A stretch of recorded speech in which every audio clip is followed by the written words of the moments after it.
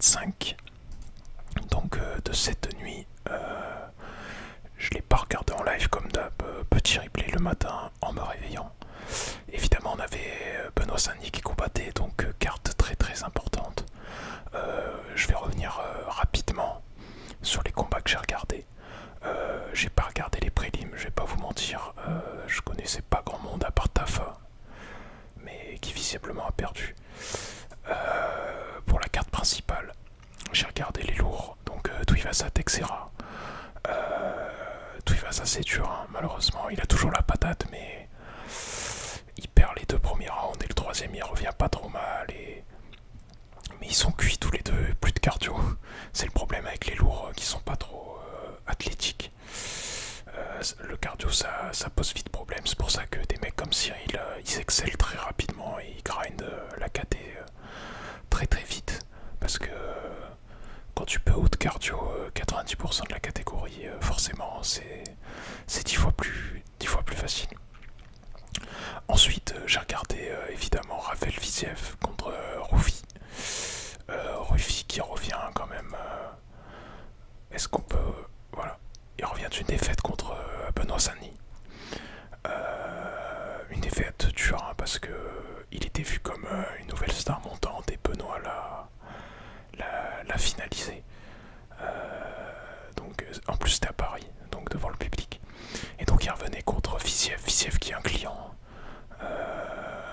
Il combat pas trop souvent, mais bon là il était sur quoi? Sur une victoire. Ouais, voilà. Putain, je m'en souviens de ce combat là contre Justin Gaethje en 2023. Putain, c'était cette carte. Putain, je m'en souviens. Je me souviens pas. Peut-être qu'il s'était même blessé, Viziev, il me semble, durant ce combat. Mais ouais, Viziev c'est quelqu'un. Il vient du Muay Thai. Il a des kicks dévastateurs. Ça, c'est vraiment. Dès le premier round, la jambe de Rufi, elle était abîmée. Hein. On voyait qu'elle était rouge. Mais il trouve l'ouverture en fin de round. Et elle arrive à le terminer. Donc c'était un beau combat. Comme souvent chez les légers, de toute façon, c'est très dynamique. Ça tabasse dans tous les sens. Rufi, il a cette boxe un peu orthodoxe. Et aujourd'hui, enfin hier soir, ça fait la différence du coup. Hâte de voir qui vont lui donner maintenant.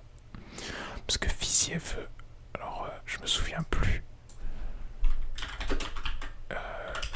Attends, est-ce qu'on a le ranking là? J'ai les légers. Mince. Viziev, ouais, il était 9 et Rufi, il était 14. Donc ouais, il va faire un beau bond dans la KT. Et après, il y a du monde, hein, pour Rufi. Et je vais garder la page parce que après on va revenir dessus. Donc voilà, à voir. Rufi, j'aime bien. Viziev aussi, hein.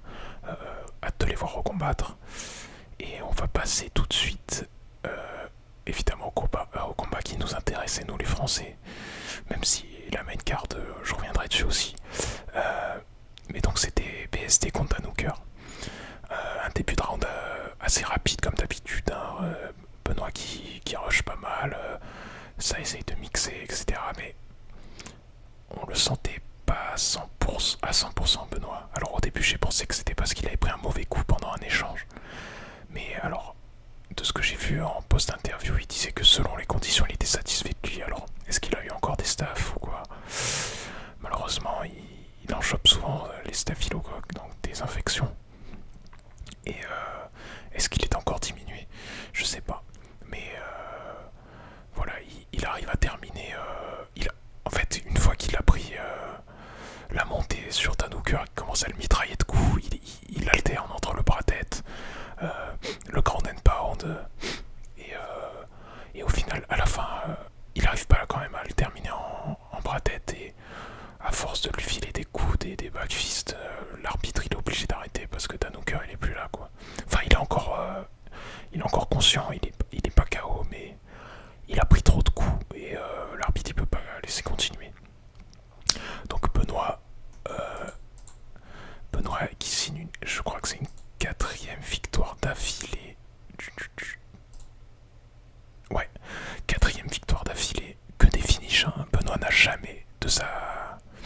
carrière n'a jamais terminé à la décision. Enfin, gagné à la décision, soit soit il finit son adversaire, soit il perd le combat. C'est intéressant parce que c'est un profil qui plaît énormément aux Américains, évidemment. Spectaculaire, beaucoup de cœur. Mais c'est pas que ça, c'est aussi énormément de skills. Au sol, c'est un tueur à gage. Il a commencé par le JJB, on s'en souvient. Et depuis la connexion avec Nicolas Hoth, il va beaucoup moins à la bagarre. Et clairement, c'est un nouveau Benoît, quoi. Il y a toujours cette petite pointe de folie, mais on sent qu'il sait maintenant se retenir. Et donc là, il signe une victoire contre Dan Hooker, qui était 6ème. Alors là, pour Benoît, il a call-out, je crois, pour le titre de la BMF ou pour la ceinture.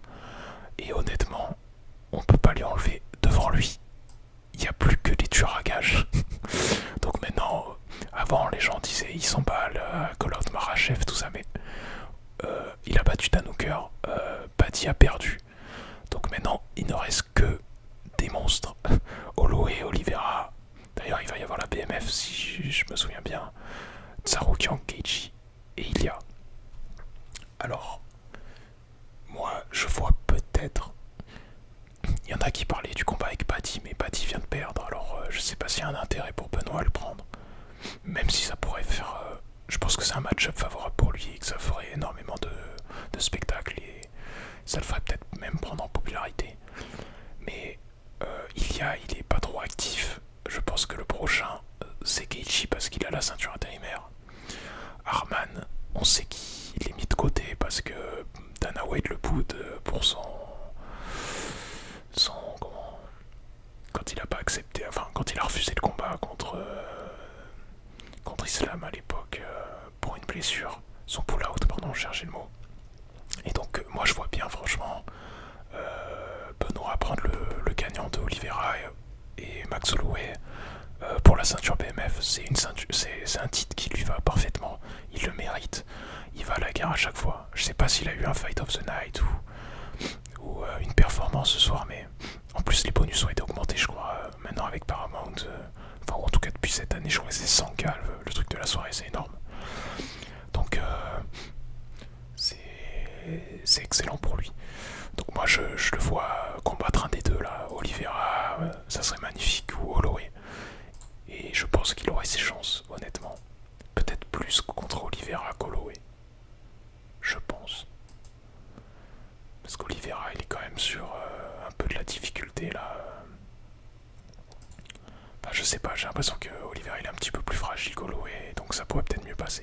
Mais à voir. En tout cas, super impatient de le voir revenir, mais cette fois-là, il a trop enchaîné, il faut qu'il se repose. Il est clairement sur les rotules. Il faut pas qu'il fasse le combat de trop sans avoir récupéré, etc. Donc on espère qu'il va prendre son temps et que quand il va revenir, il prendra un beau combat et qu'il va continuer à monter, quoi. Voilà, franchement, grand respect. C'est après son combat à l'UFC Paris contre Moni, comment il s'appelait déjà, Moicano. Tout le monde le voyait fini. Après ces deux défaites, Gaethje et Moicano, et finalement, changement de camp, changement d'équipe, nouvelle mentalité, et c'est reparti, quoi. Voilà. Et du coup, on va finir avec le combat principal, Volkanovski contre Diego Lopez. Volkanovski qui récupère la décision unanime. Alors, j'ai pas vérifié.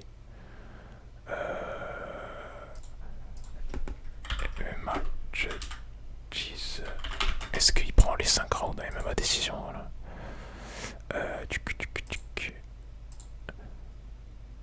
49, 46, 49, 46, 50, 45.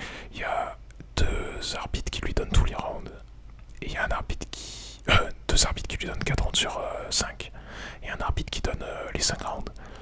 Donc je suppose que le round que les arbitres le donnent à Lopez, c'est le...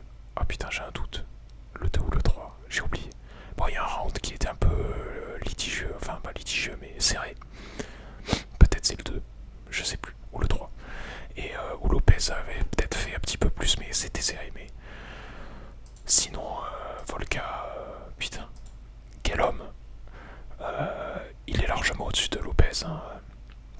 Il prend une petite alerte, un petit coup qui le drop un peu, on sait pas s'il glisse ou si ça le drop, mais putain, Volkanovski c'est vraiment le fan favorite quoi.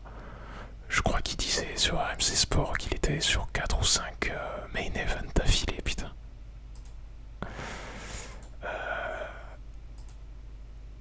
Ouais, il revient quand même de... Non mais c'est quand même un truc de fou. C'est un truc de fou parce que il monte pour prendre Islam. Combat serré. Attendez. Non, attendez, c'est... Il est où?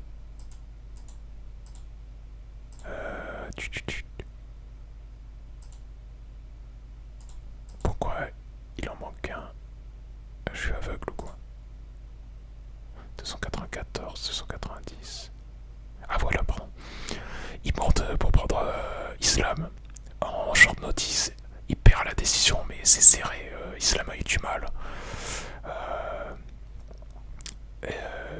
Enfin, en tout cas, on aurait pensé qu'Islam lui roule dessus et finalement, il s'était bien défendu. Ensuite, il prend une victoire contre Rodriguez. Et puis, il retourne taper Islam. Bon, cette fois, ça se passe mal. Hein. Le high kick, on s'en souvient, très dur. Et Islam qui confirme hein, que, bon, c'est pas par hasard que beaucoup disent que c'est peut-être un des GOAT ou un des meilleurs, en tout cas actuel, meilleur combattant.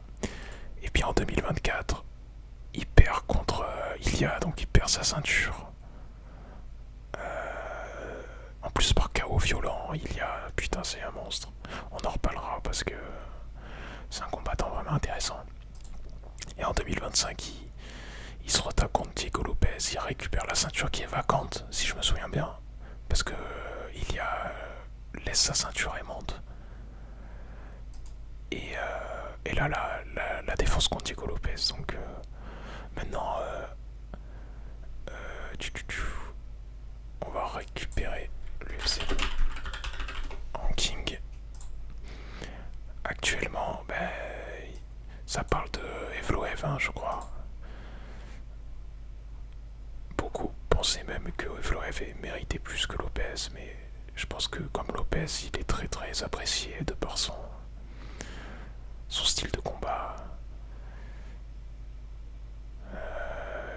Ils l'ont préféré pour le show, mais voilà, Evloev, ça risque d'être costaud comme combat, et c'est sûr que ça va être organisé très bientôt. Voilà. Bon, je pense qu'on a fait le tour de l'UFC. C'était l'UFC 325. Ouais, j'ai la tête ailleurs. Le prochain, c'est quoi? Bon, Almeida, peut-être je regarderai. Est-ce qu'il n'y a pas de... Non. Putain, le retour de Shane Strickland. Bon, il devrait y avoir des cartes qui vont arriver assez vite. Bon, évidemment, en mars, Holo et Oliveira pour la BMF. Hein. Ça sera énorme. Donc voilà, on se retrouve assez vite de toute façon pour plus de vidéos. Et merci à tous d'écouter. Et lâchez un pouce si vous avez apprécié. On fait monter le référencement, ça régale. Merci à tous, bonne nuit, à la prochaine.